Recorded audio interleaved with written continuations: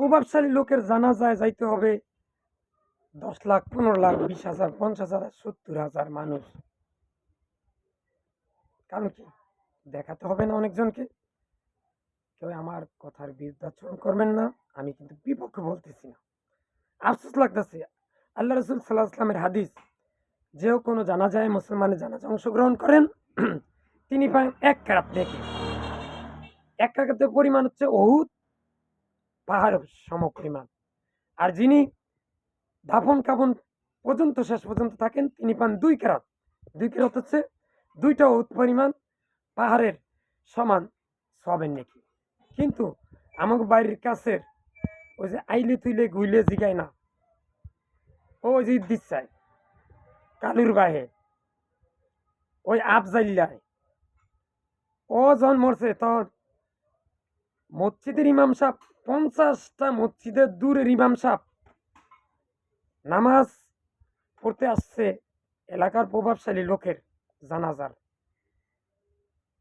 এরপরে 3 জেলা 3 ইউনিয়ন পর থেকে মানুষ আসতেছে, প্রভাবশালী লোকটা মারা গেছে তার জানাজায়।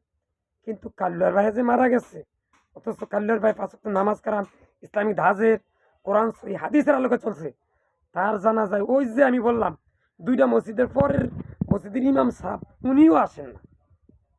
কি গো হুজুর, মৌলান সাহেব, আলেম সাহেব, হুজুর, মুহাদ্দিস, মুফতি, মাওলানা সাহেব, আমরা সবাই এগুলা বলতে পারি, কিন্তু ইমাম সাহেব, খতিব সাহেব, আপনার মধ্যেও তো সেটা দীক্ষা রয়েছে যে ওই যত ইবাদত বন্দি করুক, আল্লাহ ভক্ত হোক, ওর দুনিয়াতে যেহেতু কোনো জনপ্রিয়তা নাই, ওর জানা যাইবা আমি যাবো কা। ও তো নেতা না এলাকার, ও তো প্রভাবশালী ব্যক্তি না, ওর তো একটাকে কেউ চিনে না, তা আমি ইমাম সাহেব ওর কাছে যাবো কা। আফসোস লাগতেছে ভাই, আমি জানাজার বিরুদ্ধাচরণ করতেছি না।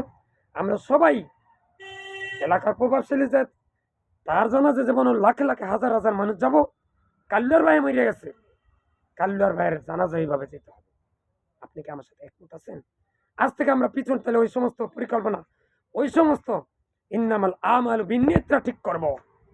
তাহলে আমি কিসের মুসলমান, কিসের ইমাম সাহেব, কিসের মুফতি, মুহাদ্দিস, ফাকিহ, স্কলারশিপ, ইসলামিক দলের নেতা, ইসলামিক দলের একজন দায়িত্বশীল, তিনিও প্রভাবশালী লোকদের দিকে তাকাইতেছি কেন? আমরা এগুলো ভুলে যাই। আমরা প্রত্যেকটা লোকের ক্ষেত্রে আসব। যদি এলাকার প্রভাবশালী লোক মারা গেছে, তার বউ মারা গেছে, তার মা মারা গেছে, সেখানে যদি 10 মাইল দূর থেকে আসতে পারি, তাহলে কাল্লার ভাইও যদি মারা যায়, তাহলে 10 মাইল দূর থেকে আপনি শুনলেন, তাও আপনাকে আসতে হবে। এখানে যদি আপনি বিরূপ কার্যক্রম করেন, তাহলে ইনশাল্লাহ আল্লাহর কাছে ধরা থাকবেন। ইনশাল্লাহ আল্লাহ সব কিছু বোঝে, সব কিছু দেখে। এলাকার প্রভাবশালী লোকে যখন মারা যায়, উনি 6 মাসের মধ্যে একবারও মসজিদে যায় না, তার জানাজায় 50,000 লোক হয়। কিন্তু সলিমুদ্দিন ভাই মারা গেছে, সলিমুদ্দির ভাইয়ের মাইয়া মারা গেছে, ছেলে মারা গেছে, সেখানে 20 জন লোকও নাই, এলাকার যে আছে হ্যাঁও যায় না। ঘটনাটা কি? আল্লাহ আমি সব পৃথিবীর সকল মুসলিম উম্মাকে তুমি ওর কথাগুলো শুনে সেভাবে আমল করার তৌফিক দান করো। ভিডিওটা বেশি বেশি করে শেয়ার করুন। আল্লাহ আমি সব পৃথিবীর সকল মুসলিম উম্মাকে তুমি শিরক বিদআত কুফরি ও গীবত মুক্ত রেখে মৃত্যুর সময় মুখে লা ইলাহা ইল্লাল্লাহ পড়ে মৃত্যুবরণ করে। আমিন। আসসালামু আলাইকুম।